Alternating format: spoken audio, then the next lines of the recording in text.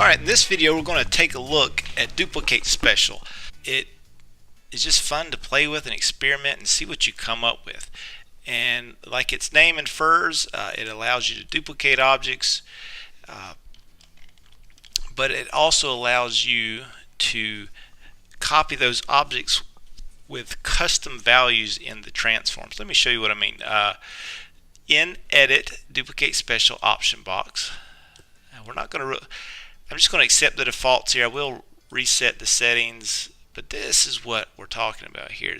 You can edit the transforms, and this is the X, Y, and Z columns for translate. So right off the bat, if I wanted to make a copy 5 units and positive X, I could throw it there and I could hit apply and it makes a copy. If I want to make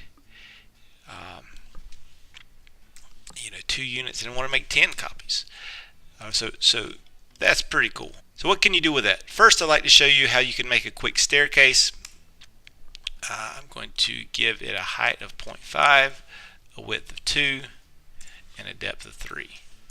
In my inputs, and then I'm going to move my pivot point. I'm going to frame with F, move my pivot point with the home key, and holding down V, go to the front and go down. I don't know if this is absolutely necessary, but I just like to get it in place, and it helps me at least mentally to know, okay, I want to go 1 unit before I duplicate the next. So to make a staircase, say I want a 1 foot tread, so I want this to move 1 foot in. Look at my axis, that's positive X. So I want to go 1 foot, I want to go a half of, or I keep saying foot, a unit, and we want 10 copies. Apply. And we get a staircase. What's cool about this is I'm going to move my pivot point back to the center, just X, and then bring it out here. You can also do rotation in the same way. So we still have it going up 0.5 units. We'll keep that.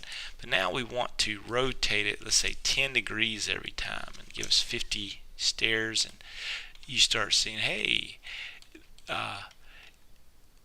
it made a copy, it went up 5, and then it rotated about that axis. Now I want to show you how we might work with a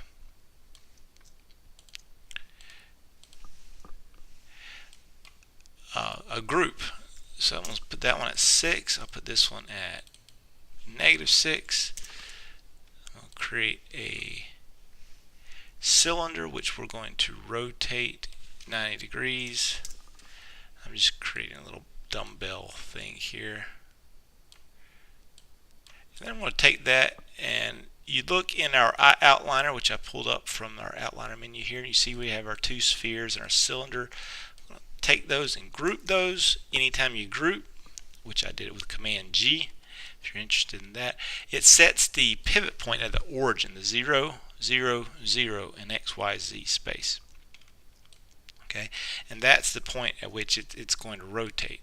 Okay, so now if I go to this duplicate special, I'm saying let's take it up in Y, 2 units with every copy, and we'll rotate it, I don't know, 10 degrees, and do 50 copies.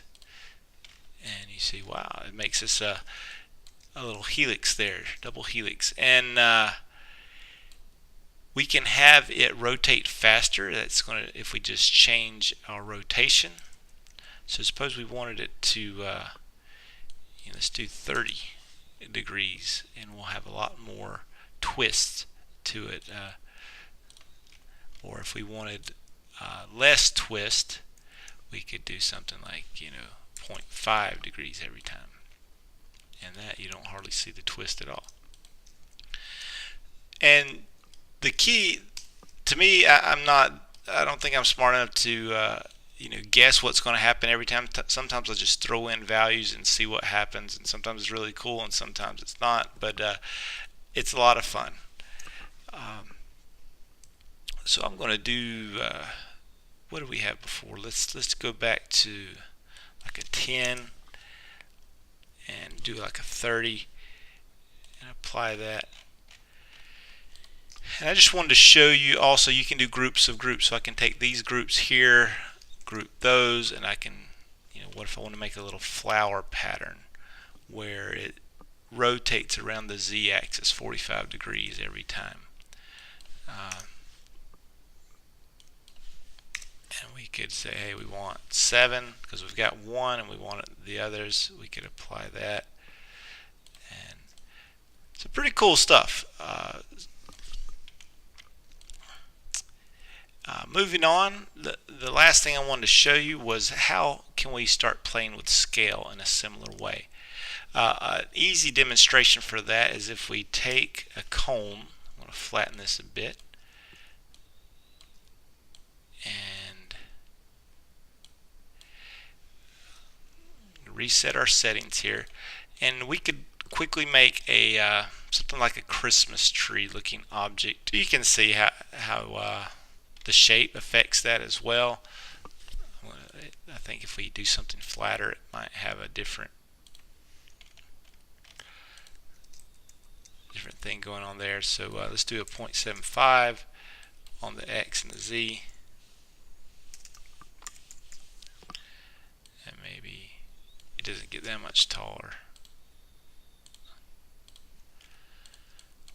So after some trial and error, you can get something that kind of looks like what you're going for. But experiment with it, have some fun. I hope you do. That was the object of this, to show you some things that you could do with Duplicate Special.